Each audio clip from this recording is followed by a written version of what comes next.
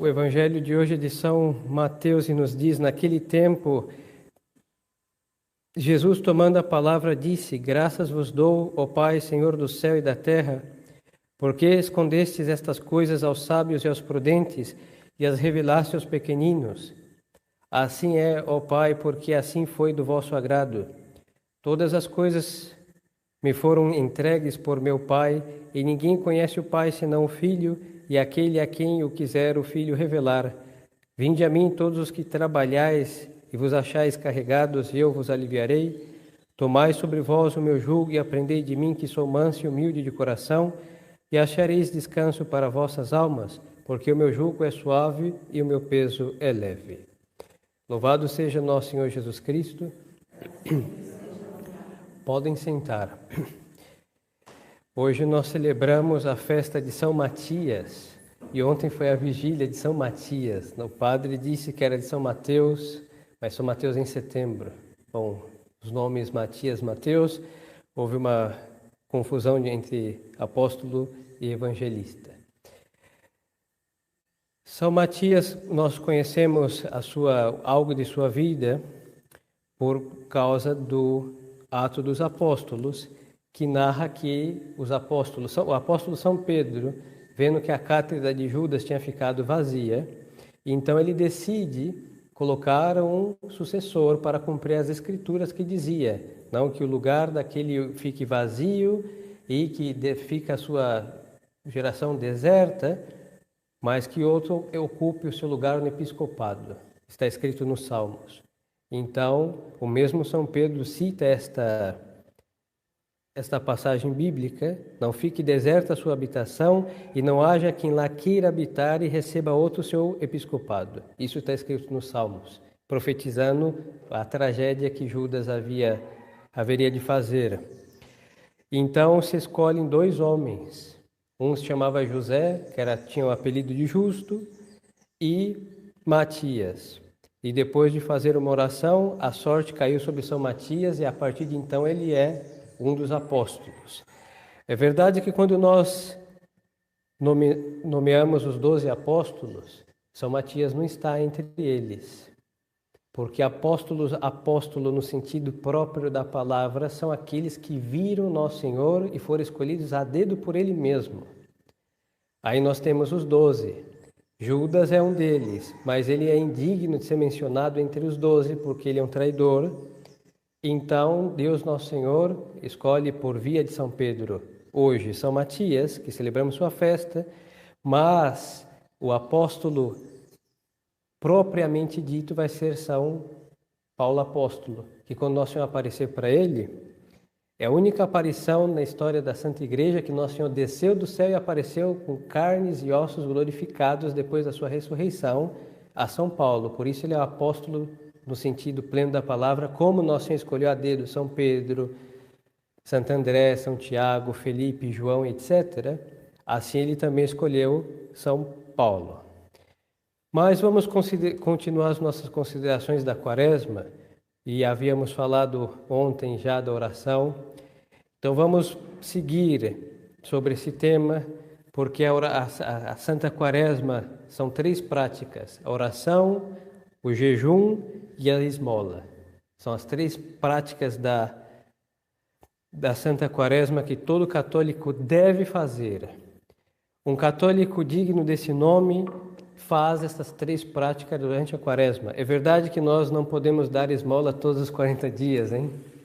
Quando isso for possível, vamos fazer. Mas devemos fazer algumas vezes, dar esmolas. Rezar nós devemos fazer todo dia se nós queremos entrar no reino dos céus. E depois o jejum vai ser o tema das próximas pregações. E nós também devemos fazer sempre e de modo muito especial durante esse tempo quaresmal. Mas vamos seguir sobre a oração e vamos seguir algumas orientações do catecismo. Nós havíamos falado sobre a oração, que é a elevação da nossa alma a Deus, para adorá-lo, agradecer-lhe e lhe pedir aquilo que nós necessitamos. Então vamos agora ver a eficácia da oração, em nome de quem nós devemos pedir e algumas outras considerações do catecismo sobre a prática da oração. O catecismo vai perguntar: nós temos esperança fundamentada de obter por meio da oração os auxílios e graças que necessitamos? E o mesmo vai responder: sim. A esperança de obter de Deus as graças de que necessitamos está fundamentada nas promessas de Deus onipotente, misericordiosíssimo e fidelíssimo e nos merecimentos de Jesus Cristo. Nós poderíamos às vezes pensar que Deus não tem, e de fato podemos pensar que Deus não tem a menor obrigação de nos ouvir, hein?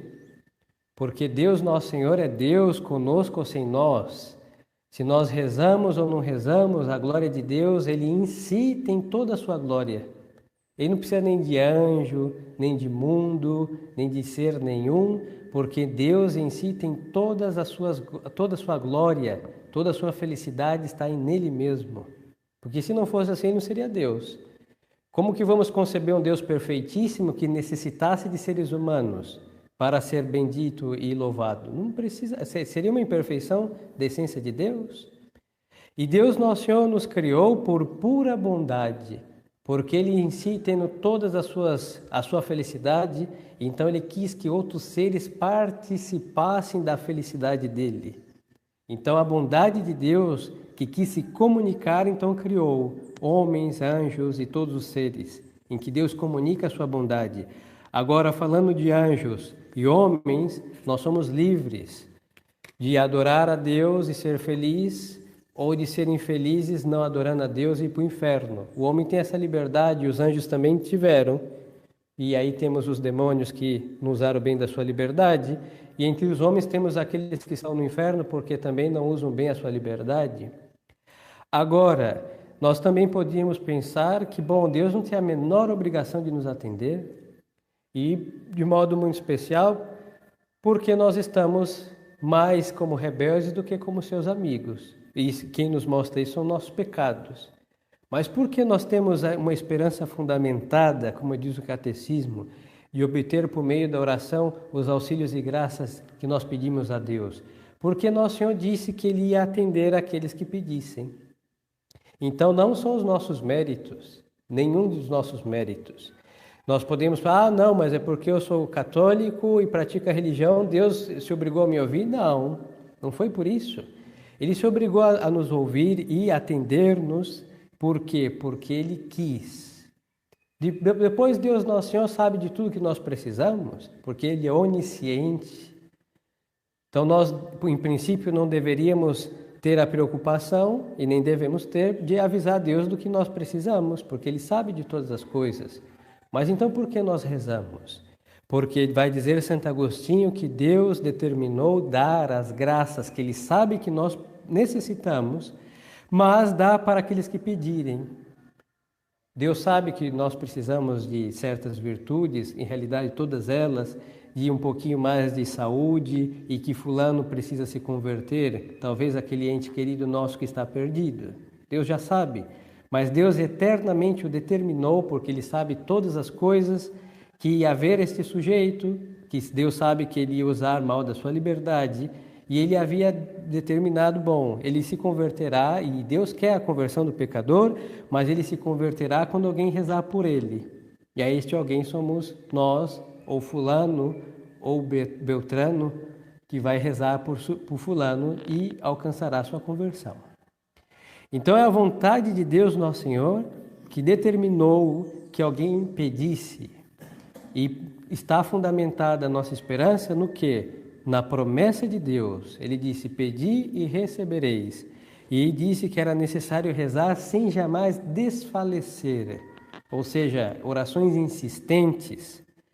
E fundado na sua promessa, e na sua onipotência, nós depois podemos esperar na sua misericórdia. Porque nos consta na Sagrada Escritura que todos menesterosos que se aproximaram dele, todos aqueles necessitados que pediram seu auxílio, obtiveram o que pediam, com sinceridade e com fé, com confiança. E se nós imitamos as disposições daqueles, nós também seremos atendidos. sem nenhum problema. E aí temos que ter santa esperança sempre, fundamentada na promessa de Deus e na sua misericórdia, e já que somos pecadores, somos alvos da misericórdia de Deus. E depois Deus nosso Senhor é fidelíssimo. A fidelidade de Deus não tem nenhuma outra condição. Ele é fiel porque Ele é fiel. Mesmo com aqueles que lhe são infiéis, Deus é fiel. Porque Deus não pode ser infiel, porque infidelidade é uma imperfeição. A infidelidade é próprio de nós pecadores e não da essência de Deus, que é perfeitíssima. E se Deus prometeu, Ele não volta atrás. Deus não se arrepende, hein? Deus sabe o que faz, o que promete e as consequências de suas promessas. E as promessas de Deus são eternas. Ele prometeu que quem rezasse obter suas graças, Ele ia ouvir e atender, assim que na fidelidade de Deus nosso Senhor, nós temos aí posta a nossa esperança acertadamente. Por isso devemos rezar e esperando de Deus. É verdade que podemos desconfiar de nossas disposições, aí vem o auxílio de nosso Senhor Jesus Cristo. E vai seguir o catecismo. Em nome de quem nós devemos pedir a Deus as graças que necessitamos? Como por nossa parte, por parte de nós, pecadores, nós devemos desconfiar de nossas disposições, então vem auxílio de nossa fraqueza, o Espírito Santo de Deus, como diz São Paulo, que nós não sabemos o que pedir, então vem auxílio da nossa fraqueza, o Espírito Santo, para que saibamos o que pedir. Mas nosso Senhor Jesus Cristo também vem auxílio de nossa fraqueza, porque nosso Senhor Jesus Cristo disse que tudo que pedirmos ao Pai em seu nome seria concedido. E aí vem então a importância de rezar, e vamos ver isso direito, para evitar os abusos que se faz por aí, de rezar em nome de nosso Senhor Jesus Cristo. Quando nós rezamos, nós estamos elevando nossa alma a Deus, e nós podemos fazer isso em nosso próprio nome. Este infeliz pecador que se apresenta diante da divina majestade de Deus nosso Senhor, quer no Santíssimo Sacramento do altar, quer na onde ele estiver com a sua presença. Agora nós temos, se nós nos apresentamos assim diante de Deus, nós temos tudo para não ser atendidos por Deus, porque nós não temos méritos, nós somos criaturas vis e desprezíveis por nossas mazelas. Agora, se nós nos apresentamos diante do Eterno Pai, por quê? Porque nós levamos em nossas almas o sangue redentor do seu Filho, tudo muda. Se nós temos ou nos esforçamos para sermos de fato cristãos, ou seja, católicos de verdade, então quando o Eterno Pai ouve uma voz que clama lá no mais escondido da face da terra, ele vai olhar o que há, aquele é um outro Cristo, um outro, se esmera em ser outro Jesus, então este é meu filho que reza. Aí nós estamos rezando em nome de nosso Senhor Jesus Cristo. Muitos, como os protestantes e os abusos dos carismáticos por influência protestante, acham que rezar em nome de Nosso Senhor é chegar, Eterno Pai, em nome de Jesus, eu lhe peço, e começa aquelas orações extravagantes. É como colocar Eterno Pai contra a parede pelo pescoço e dizer, me dá a graça porque é em nome de seu Filho que eu estou lhe pedindo. E o que acontece? Uma oração atrevidíssima, porque quem somos nós para ordenar o Eterno Pai em nome de seu Filho? Isso é um absurdo. Isso é uma irreverência ao ponto do sacrilégio de ofender a majestade de Deus. Mas se nós vamos, como a Sagrada Escritura ensina, como mendigos, à presença do Eterno Pai, e o Eterno Pai vê que aquele mendigo é nada mais que o quê? Alguém que foi remido, lavado com o sangue do seu Filho, e não pode viver nessa miséria moral que eu me refiro, cheio de pecados e desgraças. Então o Eterno Pai vai ter compaixão de nós pela nobreza que nós levamos em nossas almas, que é o caráter batismal, que é o que? Filhos dele, adotados por ele, mas para sempre filhos dele. E aí ele vai realmente nos atender, porque em nossas almas está escrito o nome de quem? De Jesus, nosso Deus e Senhor. E isso não pode ser profanado. Então, todo católico, quando ele reza, mesmo citando ou não em nome de nosso Senhor Jesus Cristo, ele está rezando em nome de nosso Senhor Jesus Cristo. Por quê? Quem nos mandou rezar? Nosso Senhor Jesus Cristo. E quando nós rezamos, nós estamos obedecendo a quem? A nosso Senhor Jesus Cristo. Então, toda vez que nós vamos à presença do Eterno Pai, de joelhos, com a alma contrita e humilhada, com a alma cheia de confiança no que nós estamos dizendo, é porque nós estamos obedecendo a nosso Senhor que nos mandou fazer isso. Então, nós estamos rezando em nome de nosso Senhor Jesus Cristo. Mas para realçar isso, a Santa Igreja, sim, vocês podem notar que no final de praticamente todas as orações, a Igreja diz com muita humildade: por nosso Senhor Jesus Cristo, vosso Filho, que convosco vive e reina em unidade por todos, com o Espírito Santo Deus, por todos os séculos dos séculos. Amém. É o modo da Igreja realçar que ela está rezando ao Eterno Pai, pedindo em nome de Jesus Cristo, mas ela não ordena a Deus Pai em nome de Deus Filho. Isso não acontece, porque a nossa oração deve ser uma oração humilde, e nós não mandamos em Deus. Mesmo com o santíssimo e terribilíssimo nome de nosso Senhor, que no céu todo mundo se prostra, no inferno todo mundo se deita para o chão quando ouve esse nome, mas só que o Eterno Pai, ninguém manda em Deus. Nem em nome de Deus, ninguém manda em Deus. Por isso a nossa oração, ela deve ser uma oração humilde, mas confiada e sempre feita em nome de nosso Senhor. Por isso, quando nós formos rezar, nós devemos pensar: estou rezando por quê? Porque quem me mandou fazer isso foi nosso Senhor Jesus Cristo. E aí a nossa oração será em seu santíssimo nome, para a glória do seu santíssimo nome e para realçar este nome que está escrito em nossas almas desde o momento do nosso batismo. E vai dizer o Catecismo: devemos pedir as graças em nome de nosso Senhor Jesus Cristo, porque sendo Ele o nosso mediador, só por meio dele podemos aproximar-nos do trono de Deus. Aqui tem um problema, porque está escrito, de fato, na Sagrada Escritura, que o único mediador entre Deus e os homens é nosso Senhor Jesus Cristo. Aí os protestantes que sabem ler muito mal a Sagrada Escritura vão dizer: vocês pedem em nome de Maria Santíssima, em nome de Pedro, apóstolo e de todos os santos que vocês acreditam, dizem eles. Então vocês estão colocando outros mediadores entre Deus e os homens. Então nós sabemos, porque nós não somos hereges, graças ao bom Deus, que o único mediador entre Deus e os homens é nosso Senhor Jesus Cristo. Está escrito na Sagrada Escritura e nós sabemos ler e é assim. Não temos que entender outra coisa. Mas a intercessão dos santos não desmerece a mediação de nosso Senhor Jesus Cristo. Primeiro que o que é Nossa Senhora? É uma obra perfeita de nosso Senhor Jesus Cristo. E quando nós estamos pedindo por sua intercessão, nós estamos realçando também a mediação de nosso Senhor. Porque se não fosse Ele, ela não existiria. Ela é a única mãe que foi feita pelo seu Filho. E este Filho é Deus. Se nós pudéssemos criar nossas mães, por mais perfeitas que elas são aos nossos olhos como bons filhos, nós faríamos elas muito mais perfeitas do que elas são. Agora imagine Deus. Deus quis criar sua própria mãe e Ele colocou nela todas as perfeições.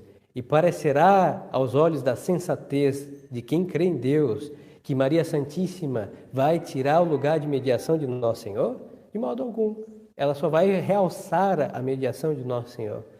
E pareceria sensato conceber a ideia que, não sei, São Pedro fosse tirar o lugar de Nosso Senhor, porque se não fosse Nosso Senhor, São Pedro não seria nada, nem existiria.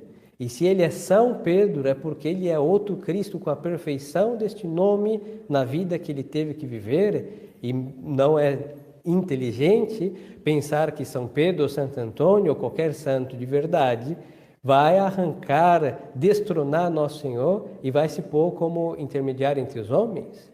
Agora é verdade que Nosso Senhor é o único mediador. Nós não podemos chegar no céu sem Nosso Senhor Jesus Cristo. É impossível. E então, quem chegou no céu? São Pedro, Nossa Senhora, São Paulo, todos os santos, todos os bem-aventurados, mas passaram por qual ponte? Nosso Senhor Jesus Cristo. Então, a intercessão dos santos não tira a mediação de Nosso Senhor Jesus Cristo. E se nós invocamos os santos, a nossa oração é diferente. Por quê? Porque não é o padre que fala, não é a alma X ou Y que fala. Nós estamos pedindo oração e quando os santos no céu intercedem por nós, quer dizer que eles vão ao trono de Deus. Santo Antônio, por exemplo, quando pedimos seu auxílio, ele está lá no céu, ele vai ao trono de Deus e diz: Senhor, olha, eu tenho um devoto ali na terra, complicado, e ele está me azucrinando, assim que tenha piedade daquele infeliz. Todo caso, se ele está pedindo ajuda, ele quer socorro. Aí Nosso Senhor vai ouvir quem? Santo Antônio falar isso. Não é a mesma coisa que ouviu o Padre Leandro falar ou qualquer outro infeliz, hein? E quando Nossa Senhora vai e diz, espera aí, Santo Antônio, vou lhe dar uma mão. E chega, meu filho, olha, aquele também é meu filho. Tudo muda, hein? Por isso as nossas orações são insistentes, mas a oração do católico é simples. Porque nós temos Nosso Senhor, a nossa alma, e nos lavou novamente e aqui estamos. Então a oração seja feita em nome de Nosso Senhor para obedecer o mandado de Nosso Senhor, é necessário rezar, mas nós temos aliados a nós para a salvação da nossa alma muitos outros, e que não desmerecem Nosso Senhor, porque se não fosse Nosso Senhor não existiria nenhum deles. Então nós não devemos ter este constrangimento por influência do protestantismo, que colocamos muitos mediadores. Não, só existe um. Ninguém entra no céu se não for com o sangue de Nosso Senhor Jesus Cristo, se não for por Nosso Senhor Jesus Cristo, e todos o que os santos são é por causa de Nosso Senhor Jesus Cristo. Então não devemos ter esse constrangimento, e mesmo rezando em nome de Nosso Senhor, nós podemos e devemos pedir a intercessão dos santos para a eficácia das nossas orações.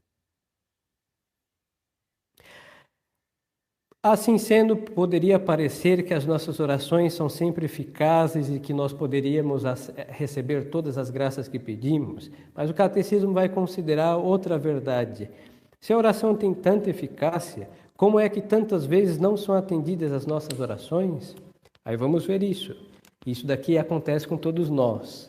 Quantas vezes rezamos novenas, pedimos missas, fizemos tudo o que podíamos fazer e nós não alcançamos aquilo que nós havíamos pedido.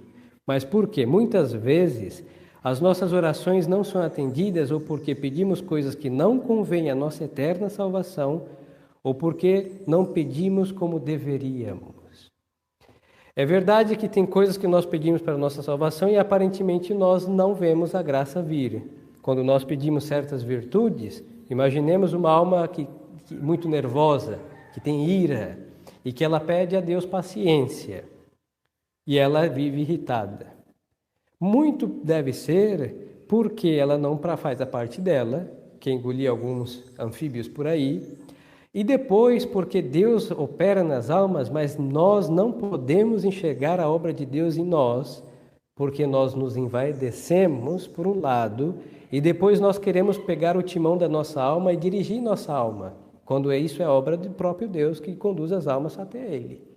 Então, muitas vezes nós não percebemos que as nossas orações estão produzindo efeitos em nossa alma. E quando nós formos olhar assim para trás, falar, olha, eu fui um pouquinho pior do que eu sou. Bom, bendito seja Deus. Mas muitas vezes somos muito melhores do que diante do espelho nos enxergamos. Mas Deus não deixa que vejamos, porque assim vamos estragar a sua obra com a vaidade, com orgulho e com qualquer outra mazela. E outras vezes nós não pedimos como deveríamos, porque a oração tem que estar cheia de confiança. Se alguém vai rezar desconfiado, ele vai perder praticamente o tempo dele. E nós vemos isso nos evangelhos, toda vez que alguém pediu alguma coisa, Nosso Senhor diz o quê? Seja feito conforme crestes. E o que aconteceu? Aquilo que eles pediam virou realidade. Agora, se Nosso Senhor diz, meu filho, seja feito conforme crestes, se nós não cremos, não se fará nada. É assim de simples. E Nosso Senhor diz as mesmas coisas, vamos lá, Senhor, tal coisa. Aí Nosso Senhor só vai dizer, seja feito conforme crestes. E a graça não veio, é por quê? Porque nós não confiamos. Assim de simples. Então temos que ter confiança. É verdade que se confunde a fé com a confiança. Nós cremos. Se nós não acreditássemos em Nosso Senhor, nós não iríamos até Ele pedir alguma coisa. Então nós temos fé. Mas, por outro lado, falta a confiança em Deus, que se fundamenta na fé e na esperança também. É uma virtude que está unida, ela tem dois olhos, um na fé e um na esperança. E ela caminha com dois pés, um na fé e um na esperança. É a confiança.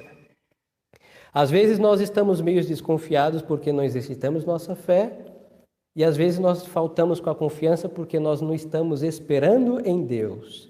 Por isso a nossa confiança anda meia esquartizada. Esta é a realidade. Ou vesga, ela precisa olhar para a fé e para a esperança. E às vezes ela está olhando para o mundo, ou para nós mesmos, para nossas forças, para o nosso modo de rezar, achando que Deus vai se maravilhar conosco e coisas assim. E por isso muitas vezes nós não rezamos como deveríamos, porque não rezamos confiadamente, esperando em Deus nosso Senhor, e assim temos tudo para não ser ouvidos. E o catecismo vai dizer quais coisas devemos pedir principalmente. Vai dizer que devemos pedir a glória a Deus, a glória de Deus e a salvação das nossas almas e os meios para consegui-la. E aqui também voltamos ao princípio, porque nós às vezes não conseguimos, porque inclusive para o bem das nossas almas, nós pedimos com desconfiança. Às vezes nós acreditamos mais no poder do pecado em nós do que na ação da divina graça em nós. Por quê? Porque falta esperança. Tem uns que falam, padre, eu não tenho jeito, milésima vez no confessionário, já estou cansado, o diabo tem razão, eu não tenho jeito, eu vou para o inferno, vou deixar de rezar, peco, confesso, peco, peco, confesso, peco, não tenho jeito. Por que isso acontece? Porque não tenho confiança. Olha, Nosso Senhor ressuscitou mortos, Lázaro tinha 3 dias e fedia. A Madalena não era da cruzada eucarística, era o quê? Uma prostituta, andava errante, e com 7 demônios no couro, hein? Não é pouco, um seria suficiente para fazer um estrago, ela tinha 7. Por que ela virou santa? Lázaro morreu, Nosso Senhor ressuscitou. Temos outros casos, o filho da viúva de Naim também estava morto, Nosso Senhor ressuscitou. Por que Deus não pode tirar nossas almas do pecado? Porque nós não confiamos na onipotência de Deus. Madalena acreditou e virou Santa Madalena. Lázaro acreditava antes de morrer e ressuscitou, e assim todos eles que eram com suas deficiências morais, espirituais, físicas, foram curados. E por que nós não somos? Porque nós não confiamos. É só isso. E aí confiamos nos nossos esforços e não no poder de Deus e na obediência a Deus, que está em rezar e fugir do mal. E assim, entra o desespero na alma. Então nós devemos pedir bens para a glória de Deus, que Deus seja conhecido, amado e servido, que todo mundo se prostre à presença de Deus. Por isso nós devemos pedir a conversão dos pecadores, a começar do modernismo, que é o grande pedra de tropeço para a conversão das almas, hein? Quando não existia modernismo, o mundo se convertia à fé católica a milhões e milhões de pessoas. E por que hoje não? Porque o diabo envenenou as fontes da salvação, que essa desgraça de todas a pior, que esse sistema maligno dentro da organização católica. Então devemos rezar pela conversão deles. Mas se Deus falar, não, é impossível. Tudo mostra que se esse bebê se converte, é um milagraço, hein? O sol vai pular de alegria. Mas Deus é capaz de converter essa gente infeliz e fazê-los fiéis. Mas por que não faz? Porque nós não rezamos. Nós usamos mais nossa crítica para afundá-los no mais profundo do inferno do que a nossa oração para resgatar estas almas. Por isso, os pecadores perecem. Nossa Senhora disse em Fátima, muitas almas vão para o inferno. E isso é a glória de Deus, hein? Que as almas se convertam, que as almas mudem de vida. Pedir a glória de Deus, a conversão dos pecadores. E nada impede que também peçamos a Deus as coisas materiais. Um emprego ou um pouco mais de saúde, nada impede, à medida que estas coisas sejam para facilitar a nossa salvação. E assim, então, queridas almas, nós temos na oração absolutamente tudo o que nós necessitamos, e tendo lá tudo o que nós necessitamos, nós não seríamos miseráveis se nós rezássemos. E falo miseráveis no sentido moral, falta de virtude, falta de intimidade com Deus nosso Senhor. Muitas das nossas depressões modernas, de muitas doenças psicológicas, psiquiátricas, não existiriam se nós rezássemos com confiança, hein? Não existiria, as pessoas não teriam desespero. Por quê? Porque se vamos até Deus, nós não vamos voltar de mãos vazias. É promessa de nosso Senhor, então rezemos. Vamos aproveitar nossa quaresma para limpar a nossa alma. E dizia São Leão Magno que é tempo de enfeitar a casa por dentro. E que coisa mais bela do que oração que vai descascar a parede da nossa alma, vai tirar os mofos da nossa alma, vai tirar as partes trincadas da nossa alma, tão violentada por nossos pecados e maus cuidados, e vai deixar um templo magnífico para Deus reinar.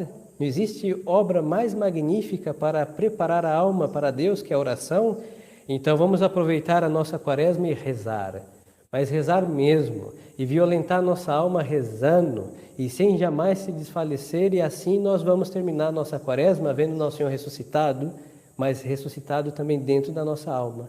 E o resplendor de Cristo ressuscitado vai fazer a nossa alma estar lúcida, toda glorificada e formosa com quê? Com a beleza de nosso Senhor. E dizia ao princípio e concluo, nós rezamos em nome de nosso Senhor porque Ele nos mandou rezar, e a glória que a oração faz é porque nosso Senhor dá prêmio para quem obedece. E um deles é manter a sanidade, a robustez, valentemente rezando. E a espada invencível é a nossa oração. São João Crisóstomo dizia que não existe nada mais poderoso do que um homem quando ele reza. E nós precisamos então, para não sucumbir nesta crise horrível, mesmo diante do demônio que é um anjo infeliz e maldito e terrível, mas quando um homem reza, o diabo foge. E é tão poderosa a oração, e nós precisamos tanto dessa arma, está ao alcance da nossa língua. É só movê-la a Deus. Por isso ninguém pode falar que não pode rezar. E se está mudo, a sua mente até Deus. E se não usa a sua mente, Deus tenha piedade dessa alma sempre, mas não é o nosso caso. Tão fácil. Não precisamos deslocar a lugar tão longe quanto nós mesmos para falar com Deus e, falando com Deus, encontrar a nossa salvação. Louvado seja nosso Senhor Jesus Cristo. Em nome do Pai, e do Filho, e do Espírito Santo. Amém.